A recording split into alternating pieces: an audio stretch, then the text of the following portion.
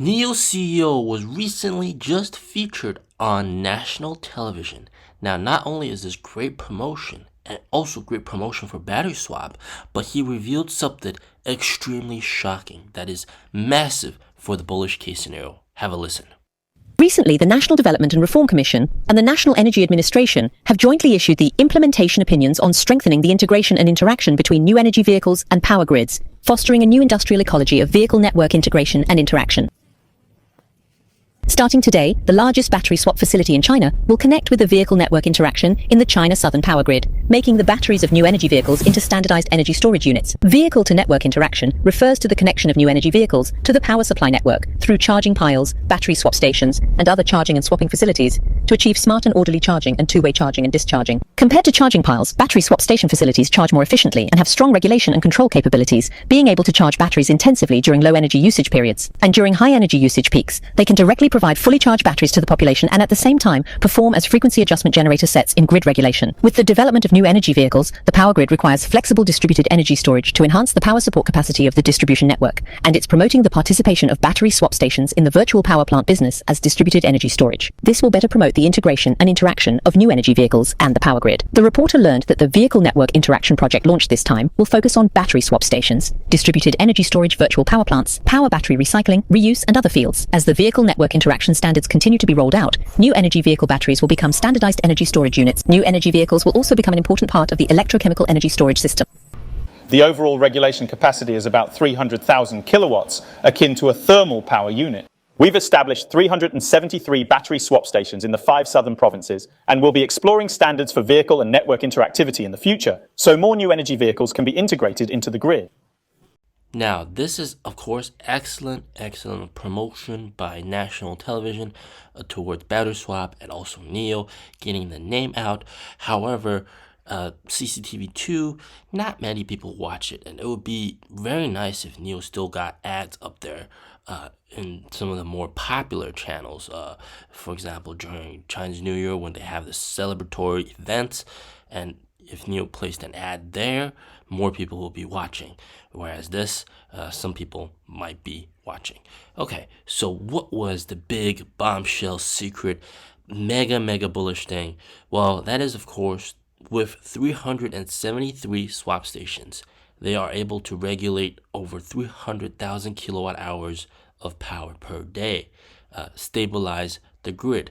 Now, the whole entire bullish scenario about 650, why we're going to get to 650, is not only selling cars, but also energy stabilization, energy grid stabilization.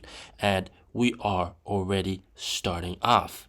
Now, I want you guys to keep in mind that they are just starting off, but with those swap stations, they're able to regulate, stabilize 300,000 kilowatt hours per day. And looking at the energy price difference, the energy price difference between night and day, peak hours and non-peak hours, is around 1 RMB.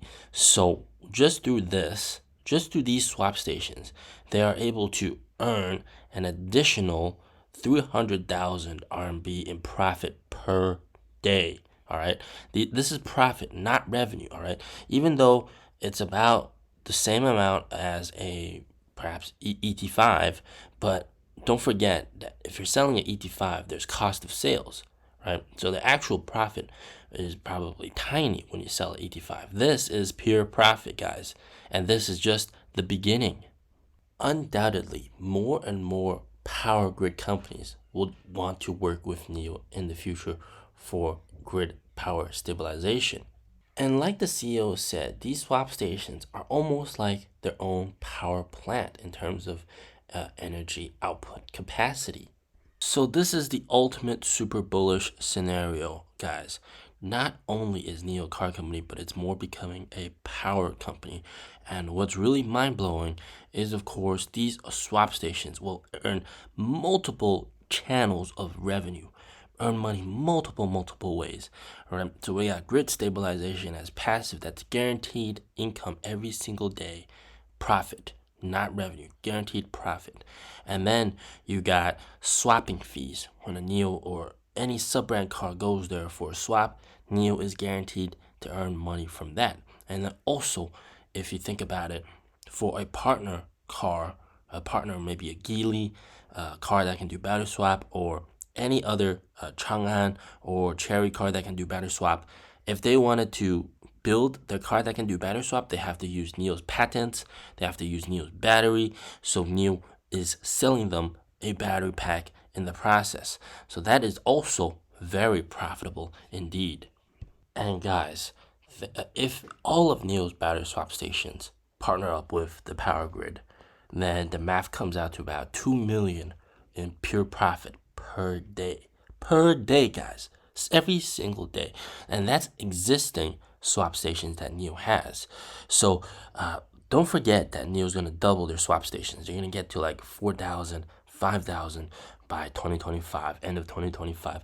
So with that many swap stations, you could earn like 4 or 5 million in pure profit every single day. And this is not selling cars, and everything other than that is extra. Selling cars, battery swap revenue, all of that is extra money.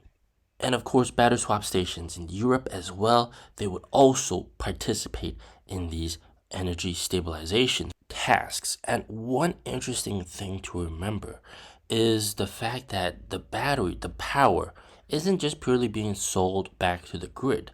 All right, they're also selling the power to the nearby chargers, so they're able to get the electricity at the cheapest possible rate.